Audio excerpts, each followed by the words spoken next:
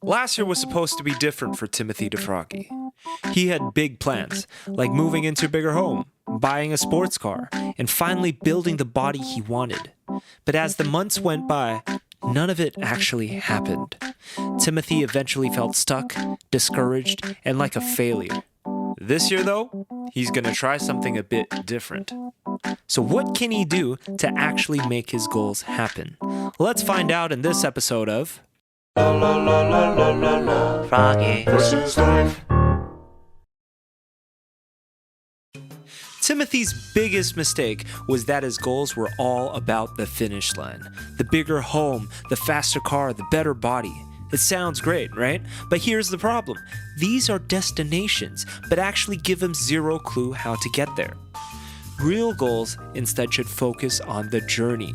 They should be about actions Timothie can take today, tomorrow, next week. Things he can actually measure and do, like earning an extra 500 ribbit coins every month by teaching swimming at the local pond.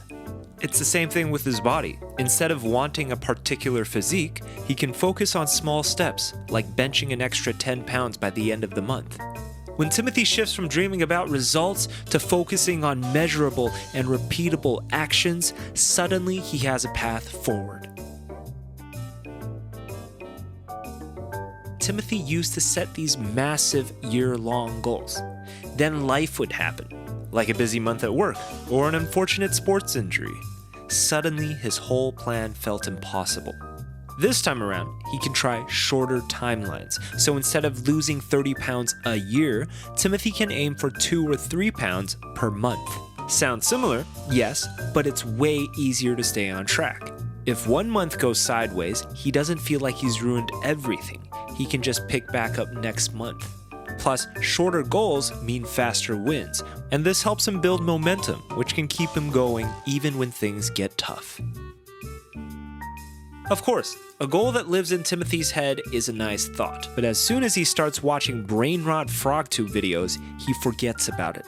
To help with that, he can visualize his goals. Timothie can write them down on a whiteboard by his desk, or on sticky notes and stick them by his bathroom mirror, or even set them as his phone's lock screen. Either way, every single day he sees those goals. Even on lazy Sundays when motivation is lacking, that visual reminder nudges him back on track. Timothie used to think goals were set in stone. Once he decided on something, that was it. No changes allowed. But that's not how it works. Life isn't predictable. Goals need to bend with reality. So instead, Timothie can check in regularly. Every few days, every few weeks, he asks himself, what's working, what's not? If his side hustle was supposed to bring in 500 ribbit coins a month, but he only made 100 ribbit coins by week 3, he doesn't need to beat himself up. Instead, he can just adjust his target to something like 200 ribbit coins, or something more realistic based on what's actually happening. Now, this isn't giving up, it's being smart.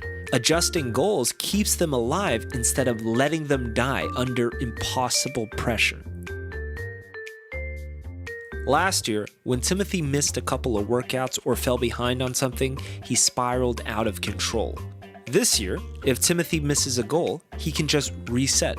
A bad week doesn't have to mean a bad month. A rough month doesn't destroy the year. When he stops treating failure like the end of the world, he gives himself permission to keep going, and that's what actually matters. So here's Timothie, ready to start a new year. But this time, he's not just hoping things will magically work out. He's got direction instead of vague wishes, shorter timelines instead of overwhelming long shots, visible reminders to keep him honest, and a system that flexes instead of breaks. Will every goal land? Probably not. But for the first time, Timothie's actually got a fighting chance. Now let's check back in a few months and see how our little frog is doing.